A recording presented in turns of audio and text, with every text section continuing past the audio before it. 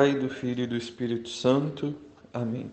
Esse é o nosso Explicando os Dez Mandamentos e a pergunta de hoje é de número 444, que diz assim: Como é que a pessoa realiza o próprio direito de prestar culto a Deus na verdade e na liberdade?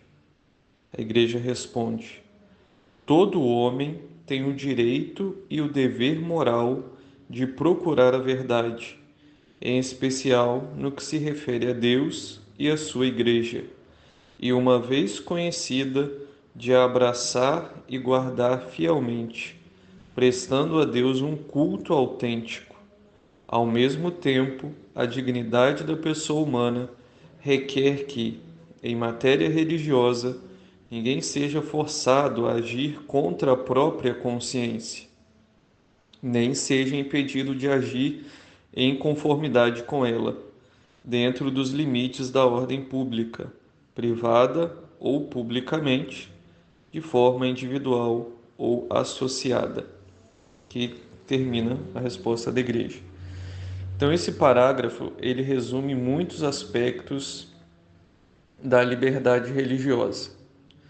Nós não podemos ser obrigados a agir contra a nossa consciência e nem podemos ser impedidos de agir conforme a nossa consciência.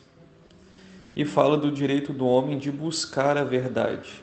E esta verdade que o homem tem o direito de buscar livremente, a própria Igreja atesta que está no Deus verdadeiro e na Igreja verdadeira, que é a Igreja una, santa, católica e apostólica.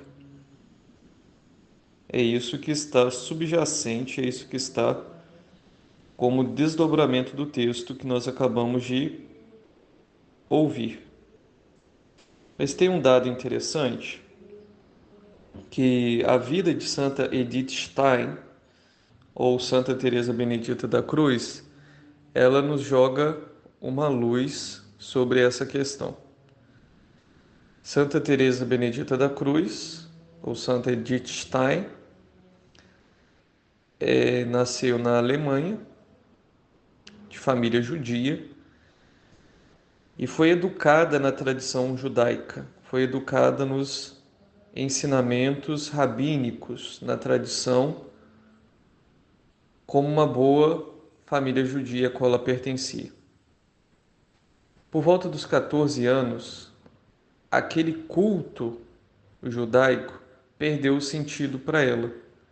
E ela acompanhava sua mãe e os seus outros parentes, mas ela deixou de rezar. Ela diz que a partir daquela idade ela deixou de rezar. Passou por uma crise religiosa, uma crise de fé. Ela não se identificava mais com aquela religião. E no desenvolvimento da sua vida, ela continuou buscando a verdade. Por meio dos seus estudos acadêmicos, ela se doutorou em filosofia, foi a primeira mulher a se doutorar em filosofia na Alemanha.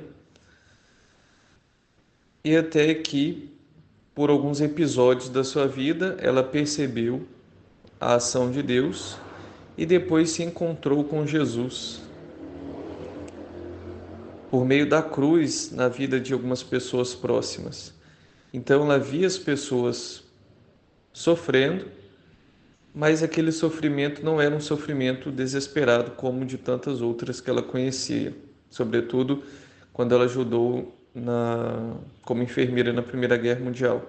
Ela via que por trás daquele sofrimento havia um consolo, havia um conforto.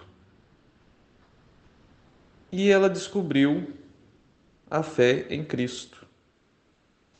E quando ela relê a sua vida, esse período em que ela foi marcado, esse período que foi marcado por um ceticismo, dúvidas, até um certo ateísmo em alguma medida, ela diz que durante muitos anos a busca pela verdade foi minha única oração, que é o que o texto está nos trazendo hoje. Todo homem tem o direito e o dever moral de procurar a verdade, em especial no que se refere a Deus e a sua igreja, e, uma vez conhecida, de abraçar e guardar fielmente, prestando a Deus um culto autêntico. Foi isso que Edith Stein fez. Ela, durante muitos anos, buscou a verdade. E ao buscar a verdade, ela encontrou quem? Deus e sua igreja. Deus que se fez homem, nosso Senhor Jesus Cristo, e a sua igreja, a Igreja Católica. E aí ela se tornou católica, fez o seu batizado, depois crisma, se preparou. O padre deu um catecismo e um missal para ela, ela estudou, se preparou, e aí ingressou na Igreja Católica e aí foi desenvolvendo a sua vida como católica, até que depois ela vai entrar no Carmelo. Mas não é tanto a vida da Edith Stein, os detalhes da vida, mas eu quero trazer essa ideia da busca da verdade, que deve acompanhar todos nós. E tem aquela máxima antiga, verdade conhecida, verdade obedecida, que tem muito a ver com o texto aqui. Então essa busca pela verdade, ela deve acompanhar a nossa vida, mesmo nós que já cremos em Jesus, mesmo nós que já estamos na igreja fundada por Jesus. Nós devemos continuar buscando a verdade. Por quê? Porque quanto mais próximos da verdade nós estivermos, quanto mais próximos da luz nós estivermos, mais nós vamos nos converter, mais nós vamos nos entregar a Deus. Esse esforço do explicando os credos, os 10 mandamentos, ele está inserido nessa busca da gente refletir, buscar, meditar e ver na nossa vida aquilo que não está de acordo com o ensinamento da igreja e ir purificando a nossa vida. Então, a busca da verdade, ela deve ser uma motivação, ela deve ser acompanhada também de uma abertura a mudar o meu modo de agir, o meu modo de pensar. Primeiro, o modo de pensar, e depois, o meu modo de pensar iluminado pela graça de Deus, o meu modo de agir. E esse processo é doloroso, é árduo, é sofrido muitas vezes, porque nós não queremos renunciar aos nossos prazeres, aos nossos comodismos, aos nossos pecados, muitas vezes. Então nós vamos encontrando saídas falsas para a gente ficar em paz, entre aspas, com a nossa consciência. Mas a nossa consciência não nos deixa em paz porque nós não estamos naquilo que Deus quer. Então, deixemos-nos tocar por Deus, que muitas das vezes nos incomoda,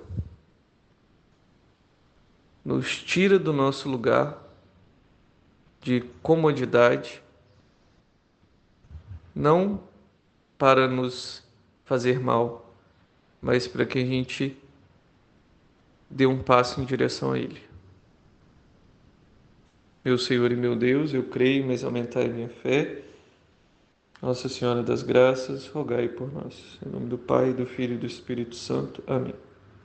Então, meu irmão, minha irmã, você acabou de ouvir um áudio do projeto Eu Amo a Igreja. Então, se você gostou, curte esse vídeo e se inscreva no canal da paróquia, porque assim você nos ajuda a ir mais longe, né, a evangelizar cada vez mais. Esse projeto é, parafraseando Santa Teresa de Calcutá, ela disse dela mesma que ela era uma gota de água no oceano, mas esse oceano, sem essa gota, seria menor. Então, se Santa Teresa de Calcutá disse isso de si mesma, quanto mais nós, mas agora de um modo mais específico, quanto mais esse projeto. Esse projeto é uma molécula de água, mas essa gota de água, sem essa molécula, seria menor.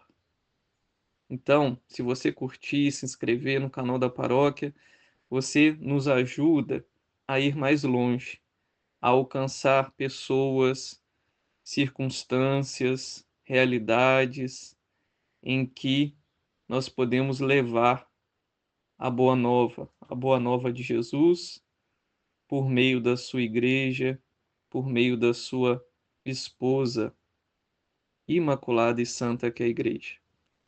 Então, eu te peço que nos ajude a ir para águas mais profundas, a alcançar mais pessoas, a alcançar mais famílias, e assim nós poderemos dar a nossa contribuição nessa grande messe do Senhor, nessa grande vinha do Senhor, em que há iniciativas, pessoas, projetos muito superiores, muito mais profundos e elevados do que esse, mas nós teremos dado a nossa parte, a nossa contribuição também na evangelização e na catequese dos nossos irmãos e irmãs.